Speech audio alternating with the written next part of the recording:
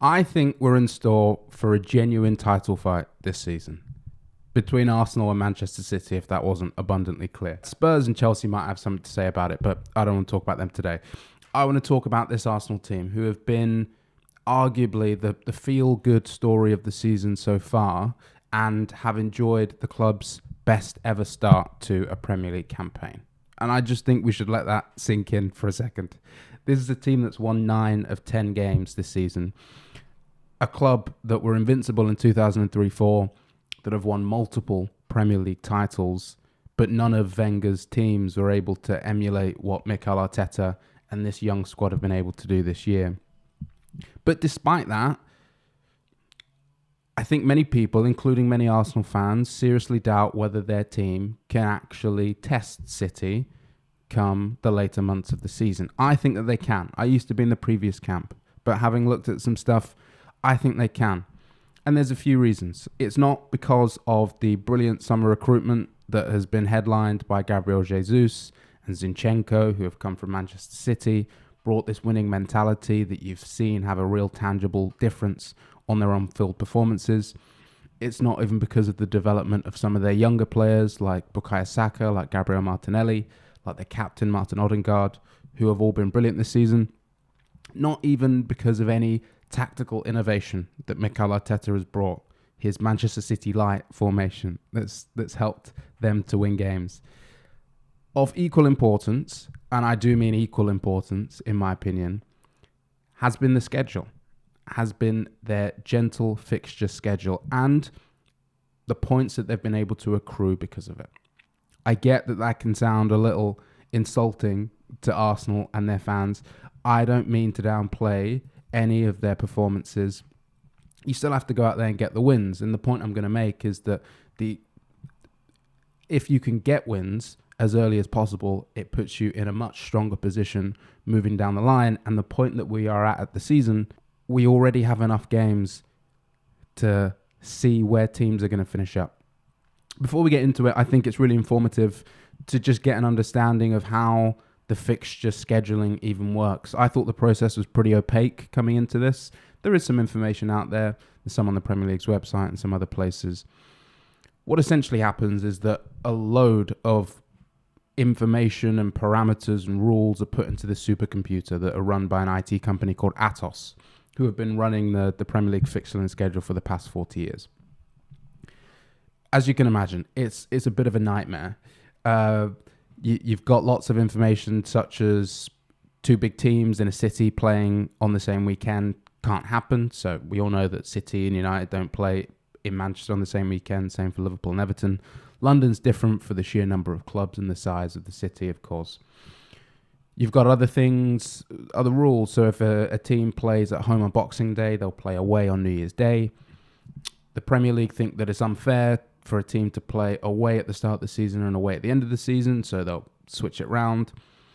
All of the games are put into 5-game chunks called sequencing, and they ensure that no team plays more than 2 home games and 3 away games in a 5-game sequence, or vice versa. The clubs also have a say. So forms are sent out before the process even begins, and they get to grey out certain blocks in their season that they don't want any home games. So for example, when Liverpool were redeveloping the main stand, they requested not to have any home games for the first 3 games of the season. Spurs, similarly, last season, I believe, had a stretch of 4 home games in a row and then 4 away games. I think that was to do with the NFL. So there are certain tweaks that happen, but all that information is put in, it's then spat out, it goes back to the clubs for consultation, goes back into the computer, comes back out, and then it goes off to the broadcasters, who then tweak some days on the weekend slightly for their own scheduling.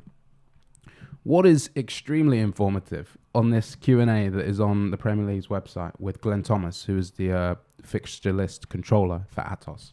He fields a number of questions, and one of the questions is, do last season's fixtures influence the 2022-2023 season list at all? His response, if there are any issues with a club's fixtures one year, you try to take that into account the next year. You try to ensure if there is an undesirable set of fixtures, they don't get it 2 seasons in a row.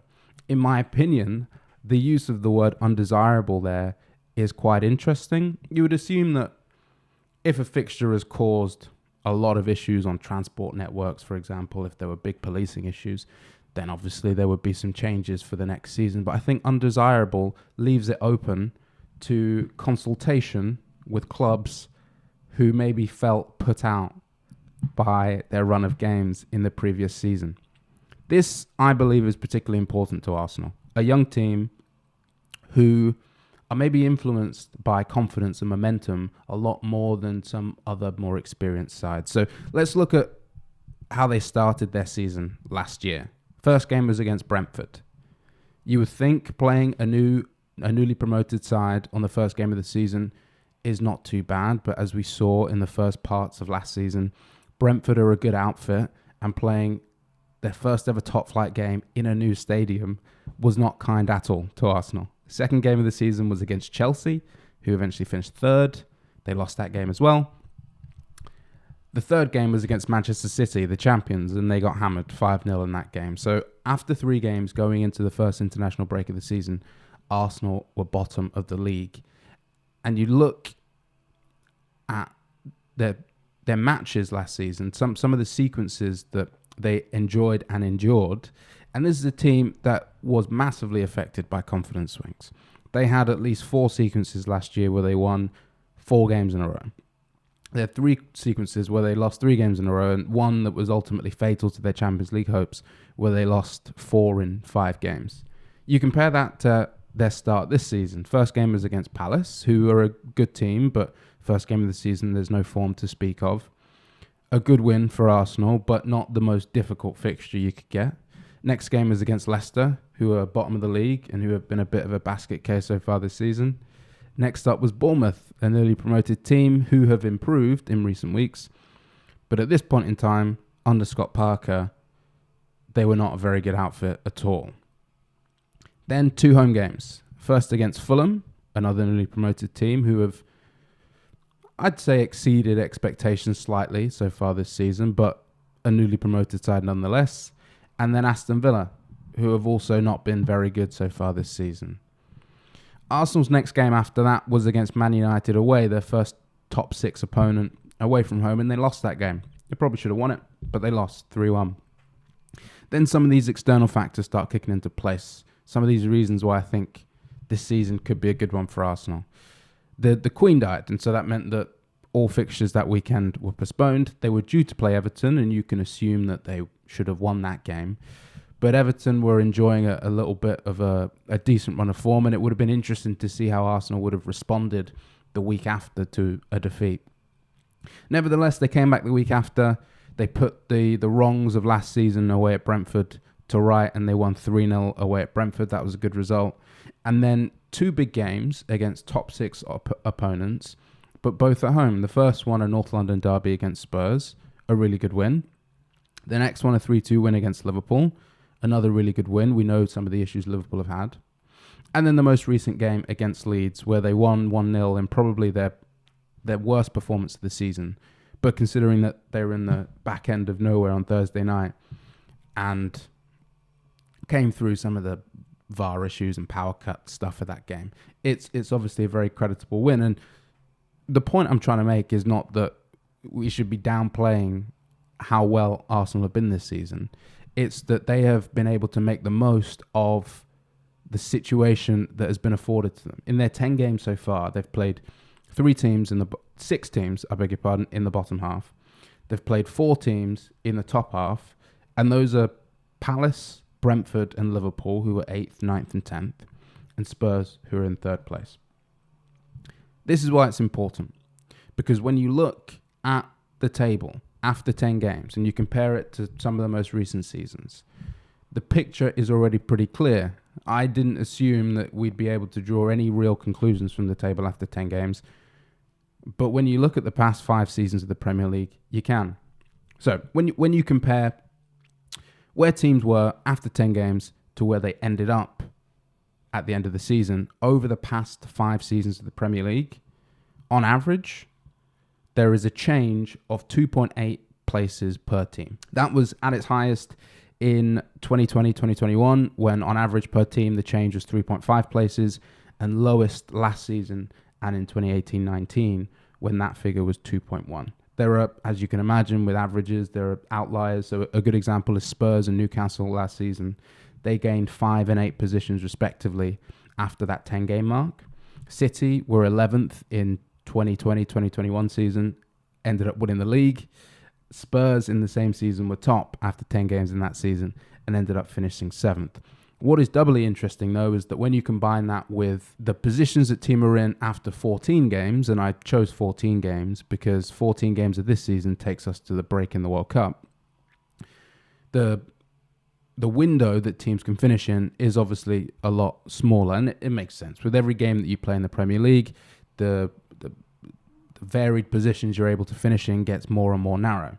So after 14 games, that figure of where teams are after 14 games to where they are after 38 games of the season shrinks to 2.32 places per team on average over the last 5 seasons of the Premier League.